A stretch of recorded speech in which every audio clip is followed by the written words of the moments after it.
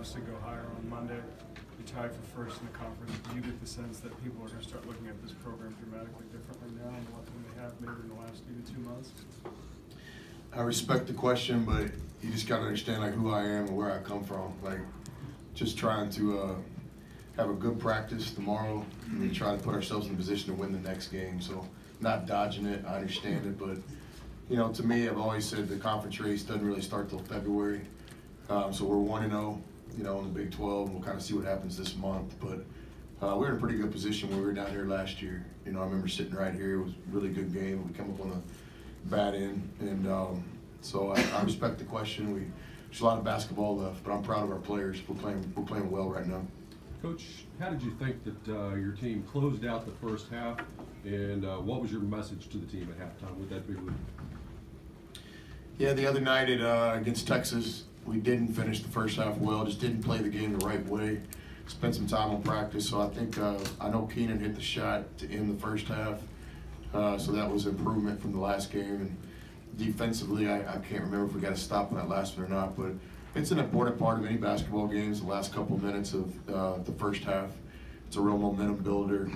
You know, you got to play the game the right way, and it's a great teaching. You know, Keenan Evans, as good a player as he is, he's just such a great, humble kid. You know, like he wants to be coached. I wish I could coach him the rest of my career, but I can't. But I'm going to enjoy these next couple of months.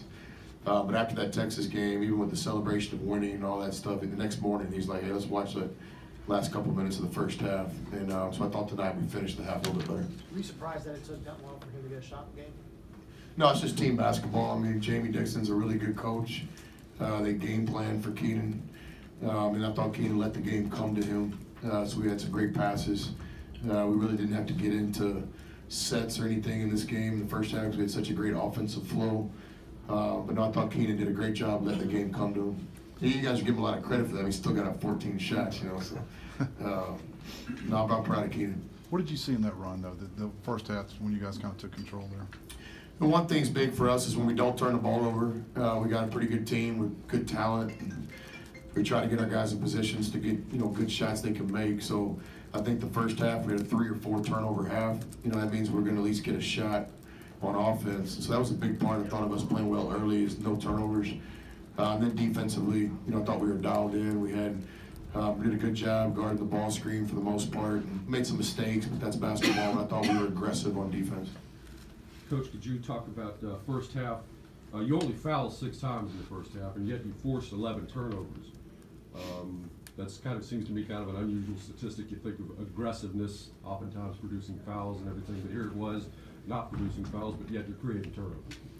Yeah, I mean, aggressive doesn't have to mean fouls. I think when I was a junior college coach in Fort Scott, Kansas, Lute Olson, I had a chance to meet the Hall of Fame coach Lute Olson, Jake John, and one of the things he said about defense was don't foul. And to that point in my career, I always associated playing tough with fouling, and I really thought about it and kind of made that adjustment back there. So our teams try not to foul. A little bit frustrated in the second half. We were fouling so much, but you know, TCU's a good team with a good coach, and they were kind of pressing the issue early second half. But yeah, I've always thought you could play really aggressive defense and not foul as well. Just discipline's what it is. You know, in terms of the offense, I know everyone's going to look at Keenan and Zaire and Jared, but it seemed like you got some balance going from everyone. Morrow finally got back into his groove. Naeem got into his groove. I guess, did you kind of feel like the confidence was going very well and the offense was kind of flowing today for him? Yeah, I told the guys at halftime, like everybody in this room has made a play. We're all playing well. Let's see if we can duplicate it. We'll have a chance to maybe get a road win. I'd like to recognize Naeem had a solid floor game, 4 assists, no turnovers, scored right under double digits for us. So that's good to see Morrow back. So, you know, we're a team. It's no surprise, guys. Every guy on our team's got to contribute and play for us to have a chance to win in this league. And tonight was a night where we got great contributions from everybody. Chris, when you accepted this job, you obviously knew you had a pretty good team coming in. Did you think you'd be as far along as you are where you are now? Just in terms of on the court with wins and losses? Yeah, absolutely. I mean, if I didn't think that, then I wouldn't be the coach for these guys. You know, you know, I'd like to think that we're humble people. I know a lot of you guys, you know that that's who we are, but at the same time, we're confident. You know, I don't think anybody in college basketball, I don't think we're better than anybody else in college basketball, but I don't think anybody's better than us. We work hard every day. We're unselfish. We recruit good players, and so you know, the wins and losses and things like that always kind of just shape up. But yeah, I wanted to be relative. I thought we were relative last year. We had a really good team last year. We lost some close games, but you know, those seniors did a great job for us last year. Devin and Matt and Thomas and those guys.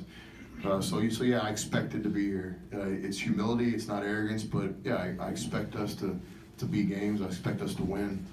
I mean, Texas Tech University is a great place. It deserves a successful program, and that's what we're trying to do. When TCU cut it to 11 and Jared scored those 6 points, how key were those just with the way you guys weren't able to flow an offense at that point? Yeah, individual play. I thought Jared did a great job not settling for the corner three and taking the ball to the rim. So that was a high-level play by a young player. Again, I take some responsibility for kind of the lackluster kind of, you know, not so good to have. It's hard to play with a big lead. You know, it really is. The alternative is just to keep hooping, and then you miss a couple shots, and I mean, people think, man, that guy can't coach. But it's just hard. It's kind of like football with that prevent defense. It's a hard thing to do. I think the way you overcome that is you got to trust, and you got to be tough, and you got to trust the game plan. You got to trust what we're doing, and then you got to have a level of toughness. And let's give TCU credit too. I didn't think it was just us having a meltdown. I thought they were making plays. You know, they got aggressive. They hit some shots.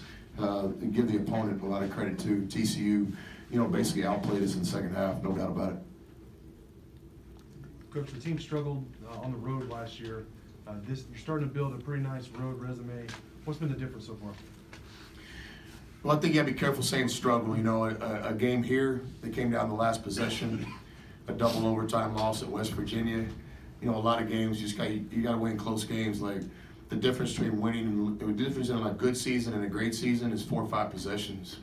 The difference between like a championship season and a great season might be the same thing. So I do think that this year we're playing with a different confidence on the road. I give our staff a lot of credit. We started this way back in the summer, wanting to finish. You know, the objective isn't we have to win close games. It doesn't work like that. The objective is we want to give ourselves a chance and play the game the right way and not beat ourselves. And that started way back in the summer. So I give our players all the credit. They really bought in. We've got a team that has great senior leadership. And we've got a team with young guys that are playing at a high level. Thank you very much.